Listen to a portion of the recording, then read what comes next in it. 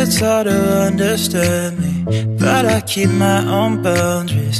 Why won't they do the same? Communication gap একটা সম্পর্ক ভাঙার জন্য যথেষ্ট ভূমিকা রাখে। তাই ইগো এবং কম্পিটিশন এই ধরনের কমিউনিকেশন গ্যাপগুলো দূর করে সম্পর্কগুলোকে হেলদি কিভাবে করা যায় সেটা নিয়ে আজকে কথা বলবো। আসসালামু আলাইকুম, গুড মর্নিং গাইস। আশা করি সবাই অনেক অনেক নিশ্চয়ই ভালো আছেন। আলহামদুলিল্লাহ আমিও ভালো আছি। তো আমার আজকের ভিডিওটা হচ্ছে আগের দিনের ভিডিওর একটা কন্টিনিউশন। আমি তো বলেইছি যে দাওয়াত দিব, তো দাওয়াতের যে কয়েকটা পার্ট নিয়ে আমি ভিডিওগুলো বানাচ্ছি। আসলে অনেকগুলো রান্না করেছি, এক ভিডিওতে সবগুলো কভার করা সম্ভব না, ভিডিও অনেক বড় হয়ে যাবে। তাই আমি ছোট ছোট ভিডিও করে আপনাদের সামনে প্রেজেন্ট করছি। ভালো লেগে যায় ভিডিওতে একটু সুন্দর করে কমেন্টস করে দিয়ে যাবেন, তাহলে আমি বুঝতে পারবো কারা কারা আমার ভিডিও দেখলেন। আমি আপনাদের বাসায় চলে যাব। আর নতুন যারা আমার ভিডিওটি দেখবে প্লিজ অনুরোধ করব যে আমার চ্যানেলটিকে একটু সাবস্ক্রাইব করে সুন্দর করে একটি কমেন্টস করে চলে যাবে, তাহলে আমি বুঝতে পারবো এবং আমিও তোমাদের বাসায় আবারও পৌঁছে যাব। তো চলো, ভিডিওর যেহেতু কন্টিনিউ করেই যাচ্ছি, তাই আর সকালে নাস্তা রাতের খাবার এগুলো তোমাদের সাথে শেয়ার করছি না। তো রান্নাগুলো একটু শেয়ার করছি, কি কি আইটেম করলাম। যেহেতু আগের দিনের থেকে আমি রান্নার সব প্রিপারেশন নিয়েছি, অনেক অনেক রান্না সব আগের দিন থেকে শুরু করেছি। আমি একা মানুষ রান্না করছি, কোনো হেল্পিং হ্যান্ড নাই। মানে কাটা বাছা ধোয়া রান্না, আর সেই রকম গরম ছিল, মানে কেমন যে গরম, মানে অদ্ভুত রকমের গরম পড়লো না কয়েকদিন আগে, সেই গরমের মধ্যে আমি এই সব কিছু প্রিপারেশন নিচ্ছি। গরম বলে তো আসলে কাজ আটকে রাখা যায় না, বা আমি ওই যে কম্পিটিশন নিয়ে বা ইগো নিয়ে বসে থাকবো আমার হাজব্যান্ড করছে না কেন আমিও করব না। আসলে এটা মেয়েদের মনে হয় প্রাকৃতিক একটা নিয়ম, যে ছেলেরা যাই করুক না কেন মেয়েরা কিন্তু সংসারে মানে যতটা সম্ভব এফোর্ট দিয়ে কাজ করার চেষ্টা করে। আমের সিজন তো প্রায় চলেই যাচ্ছে, যেহেতু ব্লগটা আমি আর কয়েকদিন আগে করেছি, মানে ভিডিওগুলা দাওয়াতটা আমার কয়েকদিন আগেই ছিল। তো আম তো তখন মোটামুটি প্রায় ছিলই, বলা যায় একদম প্রায় শেষের দিকে। তো লাস্ট আম একটু খেয়ে নিচ্ছি কাজের ফাঁকে ফাঁকেই আর কি, কারণ খিদাও লেগে যাচ্ছিল। আসলে সবসময় কাজ ফেলে রাখা যায় না, কাজ আমাকে করতে হবে, কিন্তু খিদা লেগে যাচ্ছে। আমার হাজব্যান্ড ফোন দিয়ে দিয়ে আমাকে বকা দেয় যে তুমি না খেয়ে কাজ করো না। আমার দেখা যায় আসলে আমি না খেয়ে ম্যাক্সিমাম কাজ করে থাকি, শরীরের থেকে আমি কাজকে বেশি প্রায়োরিটি দিই, যদিও এটা করা উচিত না। তারপরেও কাজ ফেলে রাখতে আমার একদম ভালো লাগে না, ওই যে পরে করব রেখে দিই, এই জিনিসটা আমার একদমই হয় না। তো আগে কাজ, তারপর আমি খাওয়া দাওয়া মানে নিজের দিকে আমি তাকাই আগে, মানে আগে আমার কাজ, তারপরে আমি অন্য কিছু করি। তো আগের ভিডিওগুলোতে দেখিয়েছেন আমি আরও অনেক কিছু রান্না করেছি। তো আজকের ভিডিওতে আমার থাকছে চিকেনটা আজকে আমি একদম নতুন একটা প্রসেসে রান্না করব। আগের ভিডিওগুলোতে নিশ্চয়ই দেখেছেন আমি কি কি আইটেম রান্না করেছি। তো আজকে আমি আরও 2টা আইটেম রান্না করব। এটা হচ্ছে আচারি মুরগি। আচারি চিকেন অনেকেই খান, অনেকভাবেই খান। সবার রান্নাই কিন্তু কিছু না কিছু একটা আলাদা স্টাইল থাকে। একই মশলা সবাই ব্যবহার করলেও সেটা কেউ আগে দেয়, কেউ পরে দেয়, কেউ মধ্যে দেয়, বা কেউ বেটে দেয়, কেউ শুকনো দেয়। এক একজনের রান্না না একটু আলাদা হয়, হয়তো ইনগ্রিডিয়েন্টস কিন্তু সেম। এই কারণে কিন্তু এক একজনের রান্নার টেস্ট এক এক রকম হয়। তো আমার রান্না তো দেখতেই থাকবেন কেমন হচ্ছে, কেমনভাবে, মানে কি কি দিয়ে কিভাবে আমি কোনটার পরে কোনটা দিয়ে করছি। এই তো আজকে আমি আচারি চিকেন করব, এবং এই রান্নাটা কিন্তু প্রত্যেকে খাওয়ার পরে খুব খুব খুব ভালো বলেছে। আমি প্লেসড যে আমার কষ্টটা সার্থক, একদম ঘাম ঝরিয়ে না, মানে যেই পরিমাণ আর কি এফোর্ট দিয়ে আমি কাজ করেছি, ভালোবেসেই কাজ করি। আসলে এটাকে আমি প্যারা নিয়ে কাজ করি না, যে বাধ্য হয়ে করতে হচ্ছে, জিনিসটা এমন না। আমি আমার খুব আপন মানুষ, কাছের মানুষগুলোর জন্য আমি কষ্ট করছি। সো এই কষ্টটা কিন্তু আমার একদমই লাগে না যে আপন মানুষদের জন্য কষ্ট করব, এটা তো আসলে মানে সেরকম গায়ে আপন মানুষ কেন, আমি যাকে দাওয়াত দিয়ে খাওয়াবো সে বাইরের কোনো মানুষই হোক না কেন, আমি তাকে ভালোবেসেই দাওয়াত দিচ্ছি। তো যার জন্য আমি ভালোবেসে দাওয়াত দিচ্ছি, তার জন্য আমি একটু ভালোবেসে কাজ করব, সেটার জন্য আর কি কষ্ট পাবো, মেজাজ খারাপ করব, প্যারা নিব, এটা আমার মনে হয় কারোর জন্যই উচিত না। ভালোবেসে কাজ করেছি, কিন্তু যে এফোর্ট দিয়েছি, তো সেই খাবারগুলো যদি মজা না হতো, ভালো না হতো, তাহলে আর কি খুব কষ্ট পেতাম, যে কষ্ট করলাম খাবার ভালো হলো না। কিন্তু আলহামদুলিল্লাহ খাবার সবার খুব ভালো লেগেছে, এটাই আর কি সবচেয়ে বড় গিফট আর কি আমার জন্য। তো দেখতে থাকুন আচারি চিকেন। আর আরেকটা মজার রান্না করেছি, এই রান্নাটা আমার হাজব্যান্ড খেতেও ফিদা হয়ে গেছে, আর বাকি যারা ছিল গেস্টরা সবাই পছন্দ করেছে।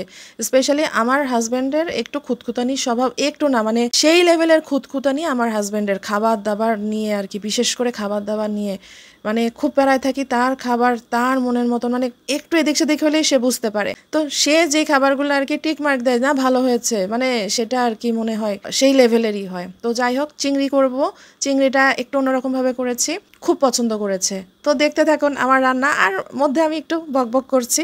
আসলে আমি সবসময় চেষ্টা করি আমার হাজব্যান্ডের মতন করে, মানে সে যেভাবে যেই রান্না যেভাবে খেতে পছন্দ করে ঠিক সেভাবেই করে দেওয়ার জন্য।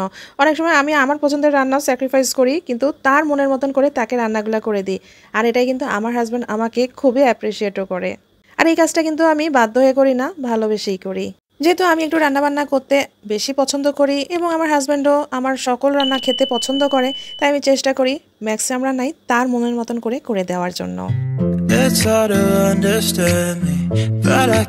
আসলে হাজব্যান্ড ওয়াইফের মধ্যে মিষ্টি সম্পর্ক যেমন থাকবে, ঝগড়াঝাটিও কিন্তু হবে, তাই না? ঝগড়াঝাটি হবে, আবার কিছুক্ষণ পর মিলমিশও হয়ে যাবে। যে হাজব্যান্ড ওয়াইফের মধ্যে ঝগড়াঝাটি হয় তাদের ভালোবাসাও কিন্তু বেশি থাকে, এটা কিন্তু স্বীকার করবেন। কিন্তু এই ঝগড়াঝাটিটা হাজব্যান্ড ওয়াইফের যেন বেডরুমের বাইরে না যায়। দেখবেন ঝগড়া যখন থার্ড পার্সন, মানে তৃতীয় কোনো পার্সন এসে সেই ঝগড়ার মধ্যে এন্ট্রি নেবে, সেই ঝগড়া কিন্তু একদম তুলকালাম পর্যায়ে চলে যাবে। যে ঝগড়াটা আপনারা দুইজন, মানে হাজব্যান্ড ওয়াইফ দুইজন মানে প্যাচাপ করে নিতে পারতো, কিন্তু যখনই থার্ড পার্সন, মানে তৃতীয় পক্ষ একজন এসে ঢুকলো, তার নানা রকম কথা শুনে হাজব্যান্ড বা ওয়াইফ কারোর মনে না মানে এটা দ্বিধাদ্বন্দ্ব ঢুকে যায় যে হ্যাঁ তাই তো এরকম হতো বা ওরকম হতো, অথচ এই ঝগড়াটা কিন্তু কিছুক্ষণ পরেই মিটমাট হয়ে যেত। তাই ঝগড়ার মধ্যে থার্ড পার্সন কাউকে টানবেন না। আর যারা আমার মতে আর কি সন্তান রয়েছে, সন্তানের সামনে তো ঝগড়া করাই উচিত নয়, কারণ একজন সন্তান কিন্তু বাবা মার এই ঝগড়াটা দেখে বড় হবে। আবার অনেক ফ্যামিলিতে আছে হাজব্যান্ড ওয়াইফের ডিভোর্স হয়ে যায়, ছাড়াছাড়ি হয়ে যায়, তো সেই সন্তানের জন্য আসলে খুবই খারাপ লাগে। বিয়ে হওয়াটা যেরকম আর কি আমার মনে হয় রেসপেক্টের ব্যাপার, সংসার চালিয়ে কন্টিনিউ করে নেওয়াটাও একটা রেসপেক্টের ব্যাপার, ভালোবাসার ব্যাপার।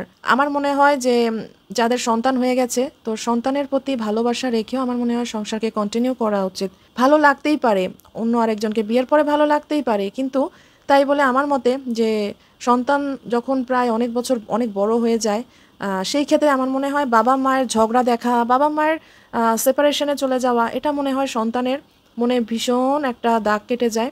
সেই সন্তানটা হয়ে যায় এটা ব্রোকেন ফ্যামিলির সন্তান।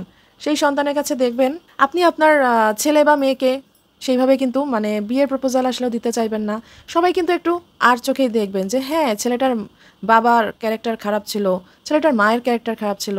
সবাই কিন্তু ছেলেটাকে আঙ্গুল তুলবেন, হয়তো সামনে কেউই বলবে না যে সেই মেয়েটা খারাপ বা সেই বাচ্চাটা খারাপ, কিন্তু পিছন থেকে সবাই বলবে যে এই বাচ্চাটার বাপ মা আসলে ভালো ছিল না, তো এই বাপ মার সাথে এই ছেলে বা এই মেয়ের সাথে কিভাবে আরেকজনের আমি বিয়ে দিব, তো তার ক্যারেক্টারও তো এরকম হতে পারে।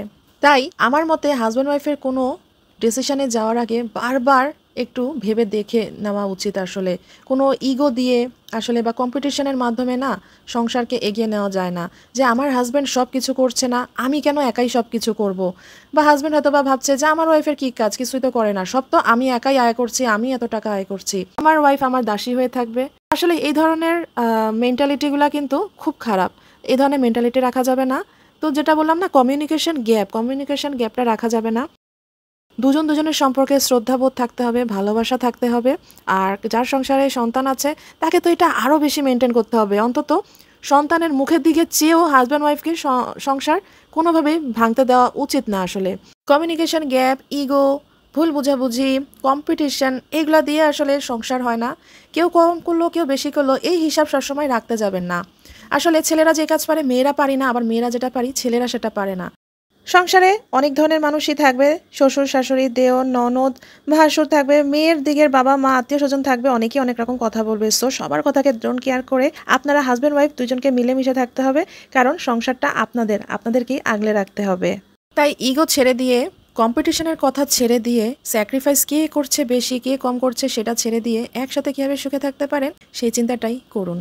আর যাই করবেন না করবেন, যদি সন্তান থেকে থাকে ফার্স্ট প্রায়োরিটি দিবেন সন্তানকে, কারণ একটি সন্তানের জীবন নির্ভর করে আপনার উপর। আপনারা হয়তো বা অন্য কারোর সাথে সম্পর্ক গড়ে জীবনটা চালিয়ে নিতে পারবেন, কিন্তু সন্তানটা হয় বাপহারা হয় মাহারা হয়ে যাবে, তাই না?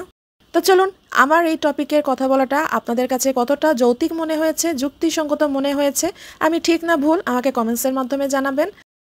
আর ভিডিওতে তো দেখলেন আচারি চিকেন আমি কীভাবে রান্না করলাম।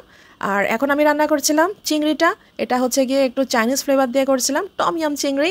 তো এই রেসিপিটা সম্পূর্ণই আমার মানে সিগনেচার ডিশ বলে না, এটা হচ্ছে আমার সিগনেচার রেসিপি। হুবহু আমি কারোর মানে এরকম ডিশ তো অনেকেরই হয়, মানে অনেক ইউটিউবে এরকম ধরনের রেসিপি পাওয়া যায়, বাট এখানে আমি সম্পূর্ণ আমার আর কি টেকনিক ফলো করে আমি আমার মতন করে করেছি। তো খেয়ে সবাই অনেক ভালো বলেছে, স্পেশালি আমার হাজব্যান্ড। তো ঠিক আছে, কেমন লাগলো আমার রান্না দুটো আমাকে জানাবেন। যদিও রান্নাগুলো আমি ভেঙে ভেঙে 3-4টা পর্ব নিয়ে দেখাচ্ছি, কিন্তু রান্নাগুলো কিন্তু আমাকে একদিনেই করতে হয়েছিল। আর আগামী ভিডিও দেখার আমন্ত্রণ জানিয়ে আজকে এখানেই বিদায় নিব। আগামী ভিডিওটাও থাকছে আমার এই দাওয়াতের পর্ব নিয়েই। তো আশা করি আগামী পর্বতে আরও নতুন কিছু দেখাবো। ওই পর্যন্ত আমার সাথে থাকার জন্য অনুরোধ করছি। ভিডিওটি ভালো লেগে থাকলে সুন্দর করে একটি কমেন্টস করবেন আর নতুনরা সাবস্ক্রাইব করে পাশে থাকবেন। Thank you.